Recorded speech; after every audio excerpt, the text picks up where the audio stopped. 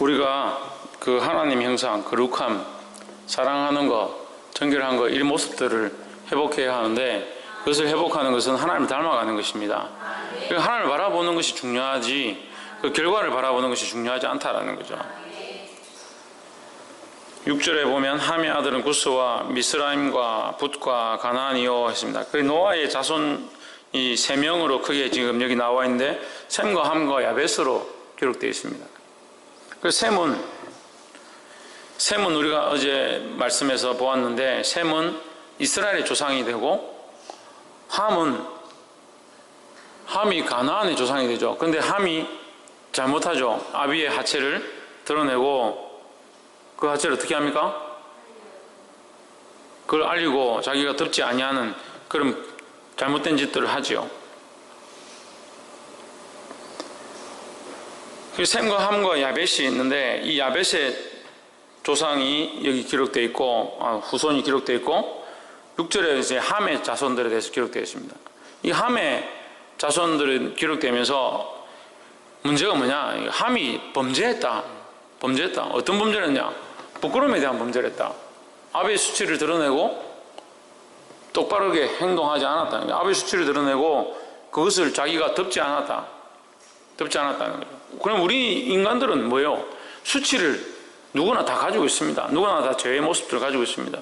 우리는 어떻게 해야 되냐? 이 죄를 드러내는 것이 아니라 죄를 하나님 앞에 회개하고 다른 사람의 죄를 용서하고 이 덮는 일들을 해야 되는 거예요. 할렐루야. 그래서 하여튼 이 문제로 인해서 이 함이 저주를 받는데 6절에 함의 아들은 구스와 미스라임과 붓과 가나안이요 7절에 구스의 아들은 스바와 하윌라와 삽다와 라아마와 삽드가요 라아마의 아들은 스바와 드단이요 8절에 구스가 또 니므롯을 낳았으니 그는 세상에 처음 영걸이라 했습니다. 영걸, 여러분 성경에 뭐라 되어 있습니까? 용사다. 처음 용사다. 용사는 뭐 하는 겁니까? 싸우는 자입니다. 싸우는 자. 그러면 우리가 이제 출애굽기 가서 출애굽기하고 민수기, 신명기 이렇게 넘어가면 싸움을 하는 것들이 나오고 민족과 민족이 대적해서 죽이고 이스라엘도 가나안 땅 백성들을 죽이는 것이 나오는데 사실 죽이고 사람을 어떻게 하고 하는 것은 별로 좋은 것은 아닙니다. 그럼 이 죽이는 것들을 왜 그러면 뒤에 죽이게 되었느냐? 결국 하나님께서는 죄의 것, 하나님을 떠나 있는 백성들, 그들을 쫓아내서고 그들을 징벌했더라도 거기 가운데 이스라엘 백성을, 하나님 약속의 백성들을 살리기 원하시는 일들을 하시는데 지금 그 일이 있기 전에 지금 죽이는 일들이 있는 거, 그것은 결국 뭡니까? 피 흘림의 일이네. 피 흘림의 일. 피 흘림의 일이죠. 피 흘림의 일들은 앞으로 돌아가면 어디에 있습니까? 가인의 혈통 가운데 있습니다. 가인의 혈통 가운데 죽이는 자의 모습들이 있습니다. 그죠? 그건 좋지 않죠. 날카로운 칼을 만들어서 가인을 위하여는 별이 7배일진데 나를 위하여는 77배나 될 것이다. 결국 그 조상은 누구예요? 가인이죠. 가인이 이제 피 흘림을 통한 살인의 일들을 하는 거죠. 결국 죽이는 것은 좋지 않다는 거죠. 그러니까 우리는 이 시대에 어떤 일을 해야 됩니까? 살리는 일을 해야 합니다. 그래서 그리스도께서 오셔서 죽이는 일을 하신 게 아니라 살리는 일을 했고 그 죽이는 일들을 패하기 위해서 어떻게 했습니까? 자기가 죽으셨다. 주님께서 죽으셨다는 거죠. 그래서 오늘날 우리가 죽는 바 되더라도 우리가 우리 자신을 내어주는 바 되더라도 다른 영혼을 살리는 일들을 해야 된다는 겁니다. 할렐루야. 9절에 그가 여호와 앞에서 특이한 사냥꾼이 되었으므로 속담에 이르기를 아무는 여호와 앞에 니므롯 같은 특이한 사냥꾼이로다 하더라 했습니다. 그가 누구 앞에서? 여호와 앞에서 특이한 사냥꾼이 되었으므로 여호와 앞에서. 이게 여호와 앞에서라는 것은 여호와 앞에서 사냥꾼이다, 피 흘리는 자다 이 말이죠. 여호와 앞에서 피 흘리는 자다. 여호와 앞에 있다는 것이 다 좋은 건 아니에요. 하나님 앞에 있다는 것이 다 좋은 건 아니에요. 그리고 하나님 앞에서 거룩하게 쓰임받는 사람이 있고 하나님 앞에서 폐역한 것들로 쓰임받는 사람이 있습니다. 전에도 얘기했었는데 호주의 시드니에 전 세계 컨퍼런스 찬양 인도자들이 모여서 컨퍼런스를 하는 거예요. 찬양 인도자들 그 사역을 한다고 다 모아서 전 세계에 있는 사역자들 다 모아가 수천 명이 모여서 찬양 예배를 드리는데 거기 찬양하던 자들 가운데 2명이 그다음 없어졌다. 이거 알고 보니까 둘이 찬양하다가 둘이 바람나서 눈이 맞아서 도망가 버렸다. 그 사람은 하나님 앞에 섰지 않습니까? 하나님 섰습니다. 우리 모두가 사실은 하나님 앞에 서 있습니다. 우리가 하나님 앞에 서자라고 하는 말은, 코람데오 하자는 말은 하나님 앞에 두렵고 떨리면서 서서 하나님의 그 거룩함 앞에 나의 죄를 보고 나를 정결케 하자라고 하나님 앞에 서자라고 하는 거지. 우리가 하나님 앞에 서 있는데 죄를 짓고 있다면 그만큼 비참한 게 어디 있겠습니까? 근데 이 사람은 누구예요? 니무롯은 누구 앞에 있지만 하나님 앞에 있지만 특이한 사냥꾼이었다. 창조 화면 좀 넘겨. 그가 여호와 앞에서 특이한 사냥꾼이 되었으므로 이 특이한 사냥꾼이라는 것은 이 원어적인 말로 분석을 해보면 니무롯은 대적자입니다. 대적자예요. 용사라고 그랬죠? 그럼 전쟁을 하는 자죠.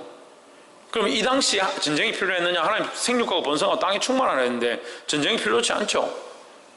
그럼 이것은 하나님을 대적하는 겁니다. 전쟁을 하고 살인을 하는 것은 하나님의 번성과 생육하고 이 땅에 충만하라고 한 그 말씀을 대적하는 자의 모습이라는 거예요. 대적자라는 거예요. 그게 하나님이 원하시는 말씀과 다르게 벗어나 있다는 겁니다. 9절, 10장 9절. 그가 여호와 앞에서 특이한 사냥꾼이 되었으므로 10장 9절. 창조 10장 9절. 특이한 사냥꾼이라는 것은 뭐냐? 뭐가 특이합니까? 사냥꾼은 사냥꾼인데 특이하다. 짐승을 잡는 것이 아니고 특이하다는 것은 특출나다는 것이요. 이건 뭘 잡느냐? 사람을 잡는 거죠. 용사니까. 이 용사가 되었다 아니고 사냥을 많이 잘하기 때문에 뭐 짐승을 잘 잡기 때문에 용사라고 할 수는 없죠. 이 사람을 잘 잡는다. 사람을 잘 죽이고 전쟁을 잘한다. 살인을 잘한다. 그래서 그의 그 영역이 그의 지경이 굉장히 넓었다라는 것을 말하고 있습니다. 속담에 이르기를 아무는 여호와 앞에 니무롯 같은 특이한 사냥꾼이로다. 하나님 앞에서 용감한 사냥꾼이다. 이 좋은 뜻이 아니에요. 하나님을 대적해서 하나님을 대적하는 특이한 사냥꾼이다. 하나님을 대적하고 사람을 사냥하는, 그게 하나님을 대적해서 하나님 원하신 법들을 벗어나 있는 잘못된 자들의 모습을 얘기하는 거죠. 오늘날도 수많은 사냥꾼들이 있습니다. 어떤 사냥꾼이 있습니까? 영적인 사냥꾼들이 있습니다. 영적인 사냥꾼의 대장이 누굽니까? 이 사단입니다. 사단이 우리의 믿음을 빼앗아가고 우리가 하나님을 향한 생각들을 뺏어가서 뭘 하려고 하느냐? 우리가 하나님 앞에 망하기 원한다는 거예요. 그래서 수많은 영혼들을 잡아서 죽이려고 하는 겁니다. 그래서 우는 사자와 같이 삼킬 자를 찾는다. 이게 뭐예요? 이게 사냥꾼의 모습이에요. 영들을 죽이고 진리로 나오고 하나님을 만나도록 하는, 그것이 하나님을 만나도록 하는 게 아니라 오히려 죽이고 멸망시키는 일들을 한다는. 우리는 그러면 이 니무롯과 같은 자가 되지 말아야 되겠죠. 할렐루야. 믿음으로 서서 수많은 사람을 살리는 일들을 해야 되는 거예요. 여호와 앞에서 용맹한 믿음의 용사가 되고, 믿음의 용사는 뭐예요? 오히려 용감한 사냥꾼이 돼서 죽이려고 하는 자들을 대적해서 싸워서 이기는 자입니다. 그럼 우리 어떻게 싸울 겁니까? 믿음으로 싸우는 거죠. 믿음으로. 우리 가서 싸우는데 내가 그런 사람들 내가 싸워서 이겨서 그런 사람들 없애겠다 그렇게 하는 것이 아니라 믿음으로 죽어가는 영혼들을 살리는데, 우리가 찬양했지만 물 건너 생명줄 던지어라, 누가 저 형제를 구원하려 했던 그 찬양과 가사와 같이 우리가 죽어가는 자들을 살리는 것, 우리가 우리의 역할을 감당하는 것, 우리가 믿음으로 나아가서 하나님 알지 못하는 자들을 살려서 그들을 주님 앞으로 돌아오게 하는 이 일을 하는 것, 이것이 믿음의 용사의 모습이라는 겁니다. 할렐루야. 그럼 세상에는 두 가지 용사가 있는 거죠. 하나는 사람을 죽이는, 영혼을 죽이는 용사가 있고, 또 믿음의 용사가 있고. 그럼 믿음의 용사는 뭡니까? 사람을 살리는 거, 구원하는 일을 하는 거예요. 할렐루야.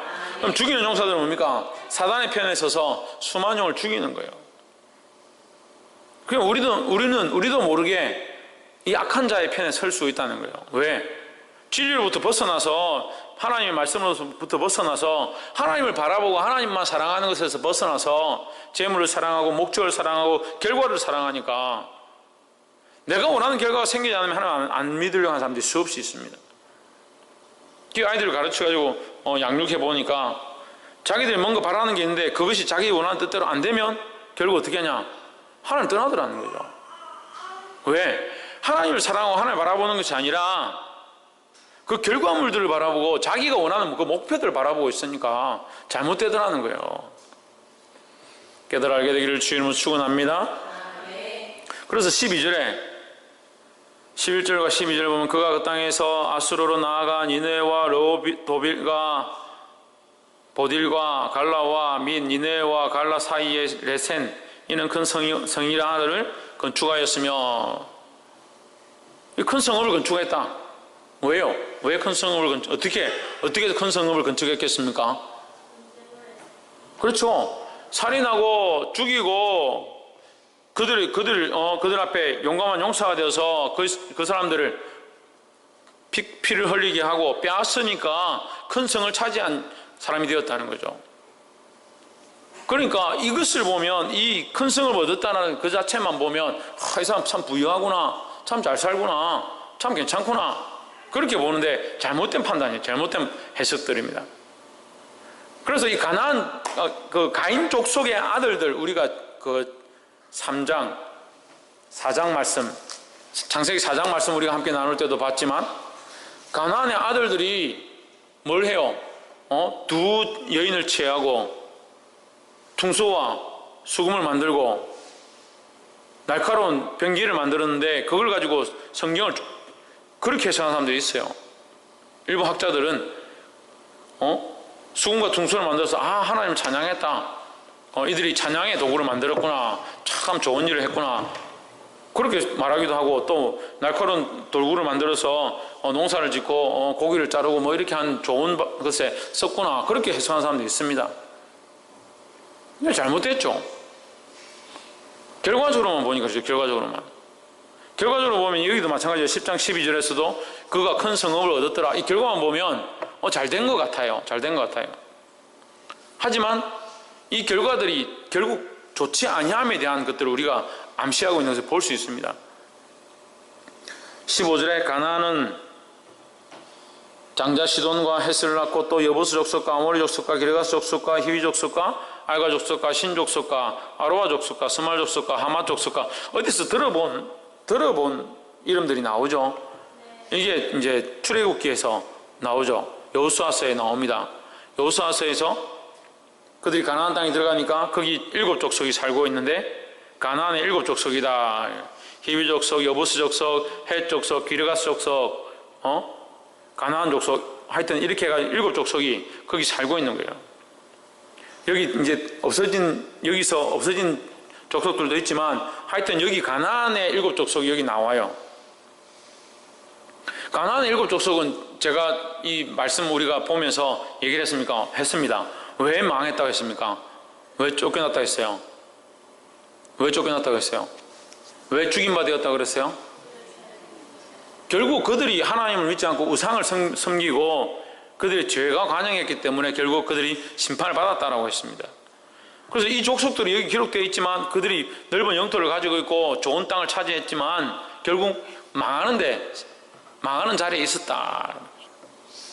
또 어디에 보면 말씀을 19절에 보면 그라를 지나 가사까지와 소돔과 고모라와 아드마와 스보임을 지나 라사까지였더라. 여기 뭐가 있습니까? 그랄과 소돔과 고모라가 있습니다. 그랄 평지와 소돔과 고모라는 비옥한 땅이었습니다. 비옥한 땅입니다. 그런데 소돔과 고모라 어떻게 됩니까? 하나님 앞에 불로 심판을 받습니다. 결과적으로 불로 심판을 받죠. 그래서 소돔과 고모라 땅을 누가 차지하고 있었냐? 이 가나안 족속들이 차지하고 있었습니다. 이 가나안 족속도 누구의 아들입니까? 함의 아들이다는 거죠.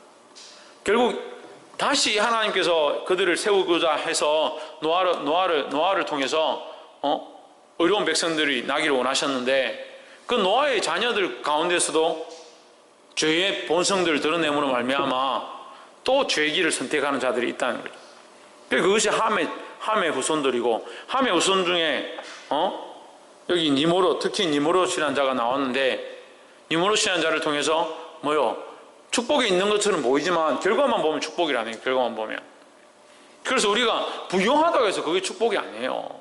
살기 편하다고 해서 그게 축복이 아닙니다.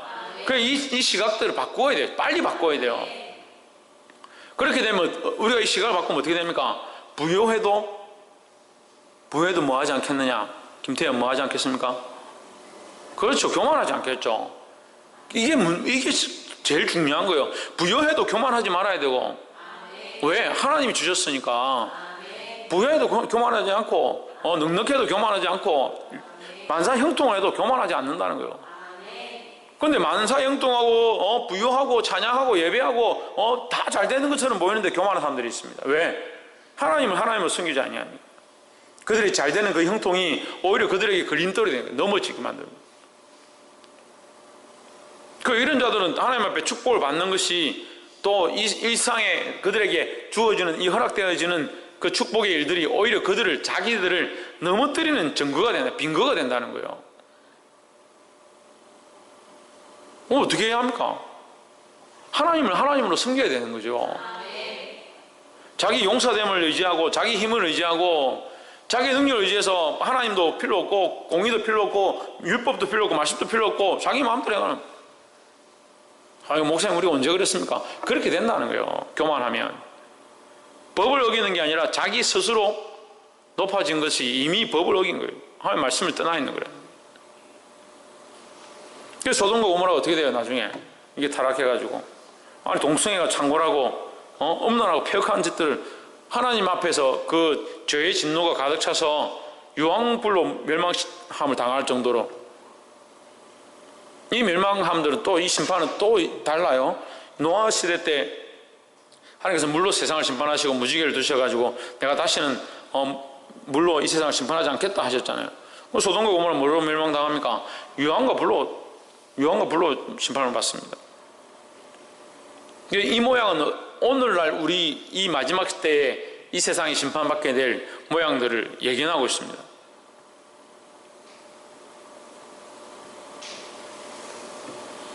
결과를 사랑하고 이 땅을 사랑하는 자들, 이 땅을 사랑하는 자들이 결국 결과물을 사랑하는 거예요. 결과를 사랑하는 것이 우리는 어떻게 보면 좋은 것 같이 보여요. 많은 사람들이 거기에 길들여져 있어요. 그래서 우리가 열심히 막 공부해서 어느 대학에 갔다, 그럼 결과를 바라고.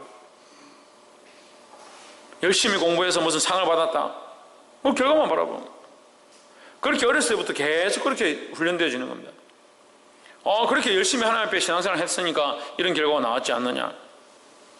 그러면 선교사들은 다 뭐예요, 그러면? 선교지 가서 이름도 없이 빚도 없이,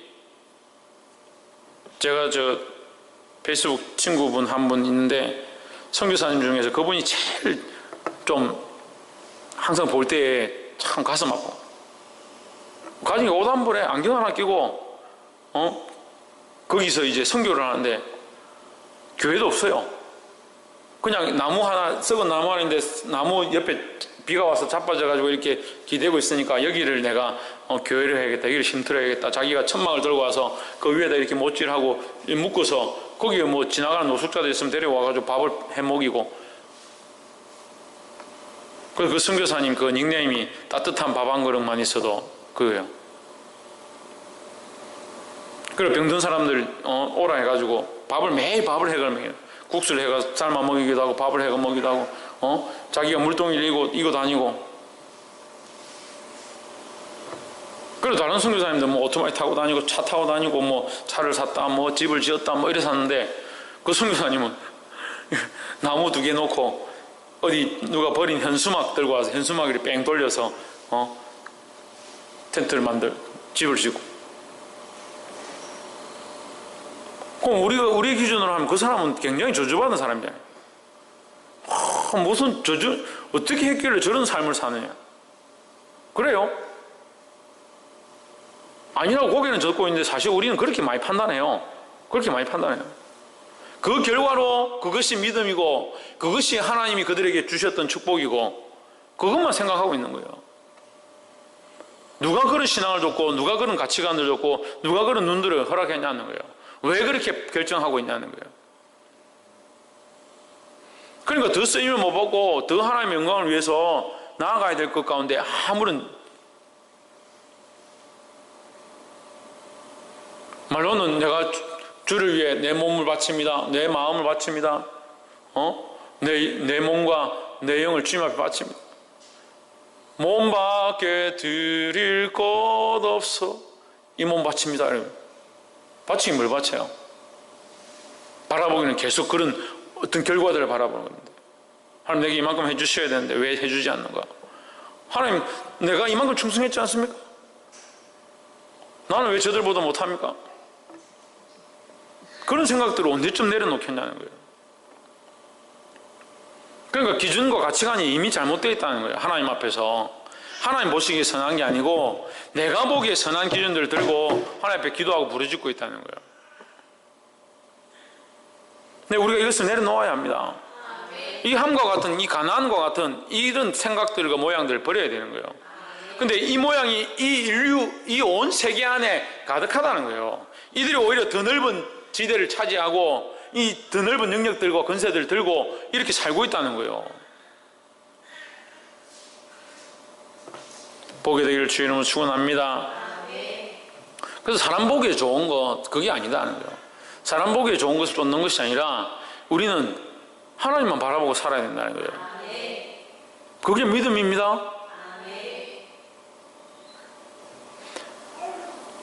말씀을 맺겠습니다. 25절에 에벨은 24절 아르박사스는 셀라를 낳고 셀라는 에벨을 낳았으며 에벨은 두 아들을 낳고 하나의 이름은 벨렉이라 하였으니 그때 세상이 나뉘었으며 벨렉의 아우의 이름은 욕단이며 했습니다. 이 에벨이 나오는데 이 에벨이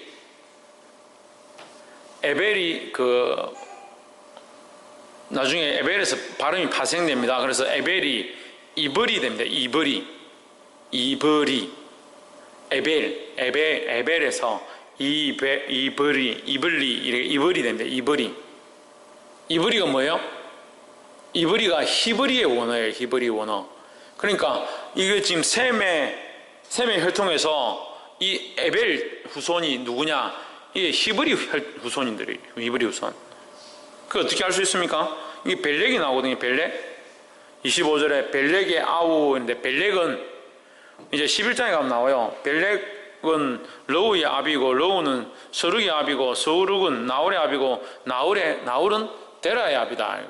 데라는 누구의 아버지예요? 아브라함의 아버지죠. 아브라함의. 그래서 이제 아브라함의 이제 말씀이 이제 아브라함으로 이제 다시 넘어갑니다.